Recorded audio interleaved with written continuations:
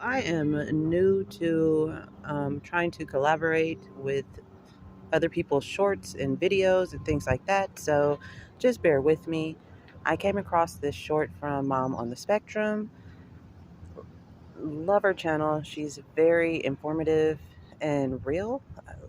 It's it's like a breath of fresh air. But anyway, like bringing it back to what I was gonna say.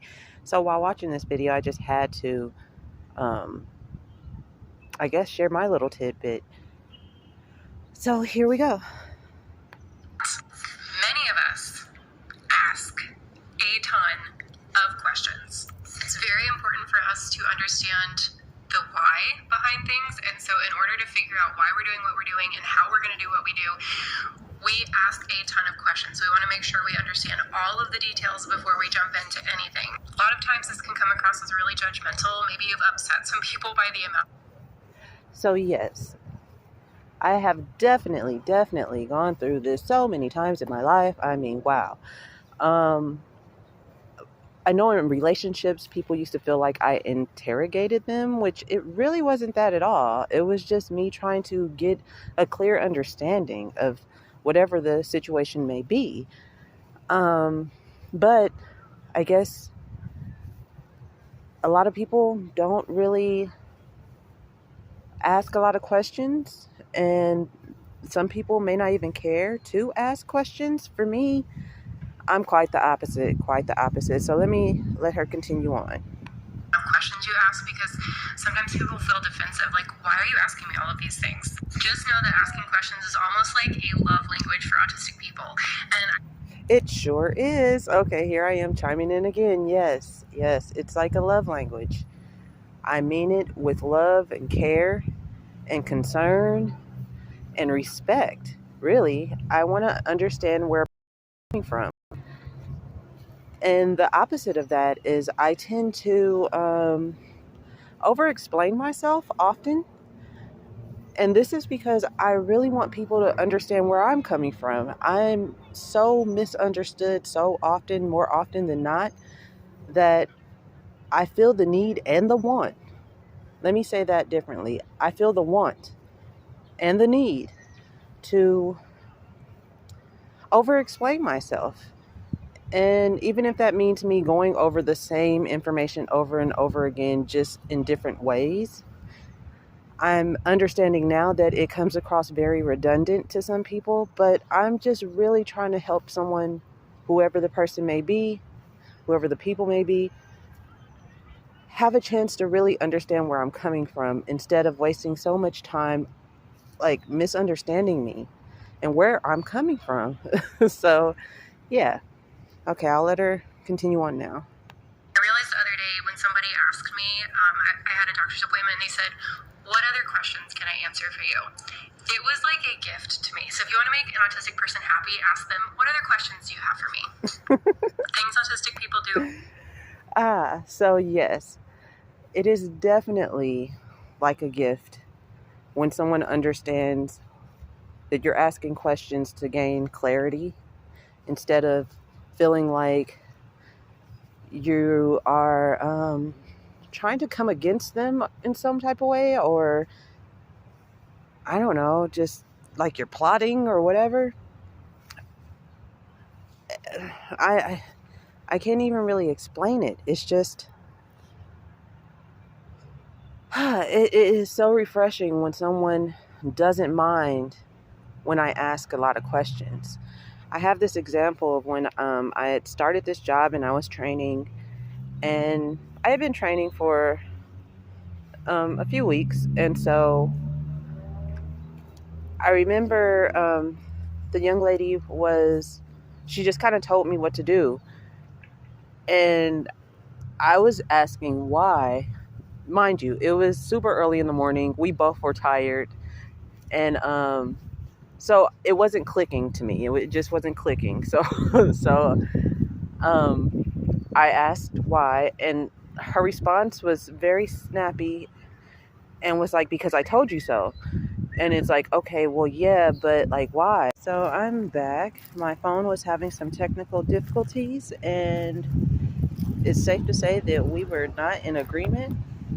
So I had to fix some things and work some things out, and here I am. I'm back. Well, what I was saying is, it wasn't like I had an attitude or anything, but it was super early in the morning. It was before 7 a.m. And I kept asking why.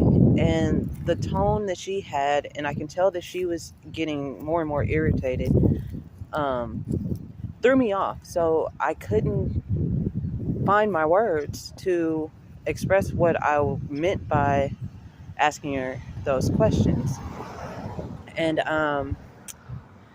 so later on, I think it took like a day or so for me to really analyze the situation, because I could just totally tell that we were misunderstanding each other. And since I've self-diagnosed myself with autism, I've been learning a whole lot about it and learning a whole lot about myself and why I experience certain situations the way that I do. And so I had noticed, like, okay, we are misunderstanding each other almost 100%.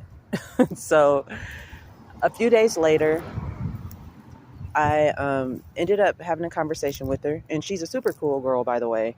Um, and I wanted to clear the air because I didn't want her to feel like I was trying to be defiant, being that she was the person that was training me. And I also wanted her to understand where I was coming from and how I just didn't verbalize it well. And we ended up like totally understanding at the end of the conversation each other's side. And I kind of explained to her that um, I had noticed what she was asking me to grab and put away, but I also noticed earlier that we didn't need it. And so that's why I was asking why, because when I would be doing the job on my own, I would need to understand why I would pull extras when there was no space for them. And for her, yeah, it was just like, she's the one training me. She was telling me to do something, and I kept asking her why. So for her, it's like I was being defiant, and that was so not it at all. So I'm happy that I took the time to analyze it. I understood that there was definitely a misunderstanding going on, and I was bold enough and respectful enough to clear the air, because I didn't want her to think that I was trying to be defiant and like telling her like, why should I listen to you when she's the one training me? That doesn't even make sense. So I'm so happy that I cleared the air, and I think we both were very happy about that, because it did leave question marks in both of our minds. And then I found out why she wanted me to grab more and put out more of something that we didn't really have space for. And she explained to me what she wanted to do with the extra ones and why. And yeah, it ended up making sense. It ended up making sense. And had I just left it the way that it was, then it wouldn't have made sense to either one of us. I probably would have got some type of bad report, because it seemed like I was just basically being defiant. Like, I don't want to do what you want me to do. Like, why should I listen to you type of thing, when it was so not that. So for some autistic people, it is actually a lot better for everyone if they are allowed to ask the questions that they need to ask, so they can have clarity, and not only bring clarity to themselves, but bring clarity to the situation. So I just wanted to share that because it seemed very relevant. And like I was saying before, I have experienced um, in past relationships where the guy that I was with felt like I was interrogating them, when it really wasn't that at all. It's just most of the guys that I've been in relationships with, they weren't big on verbal communication like that with me. So I just needed clarity on things. And it wasn't like the nagging, like, why are you doing this? And oh, you're making me upset. That it wasn't that. It was just kind of asking questions to get to know them and to understand them better. So then basically we can avoid a lot of the misunderstandings. And when I have run into people that allowed me to ask questions freely and asked me questions freely, it just ran a lot smoother. We got to know each other better, and it ultimately ended up in a better bond between the two of us. So yeah, I just wanted to share my little tidbit. I know it's been a long time since I have uploaded a video, but I'm just like really trying to work on myself and work through the process of realizing that I am pretty sure I'm autistic. And so yeah, I'm just basically going through the motions with that and learning more about myself. And I'm pretty sure soon I'll have a lot more content to upload on the subject. Until then, I hope everyone has wonderful days, wonderful nights, beautiful dreams. But, we live in reality. So if things get tough, then, just pray about it. Give it to God if you believe in God. And realize it's like the weather.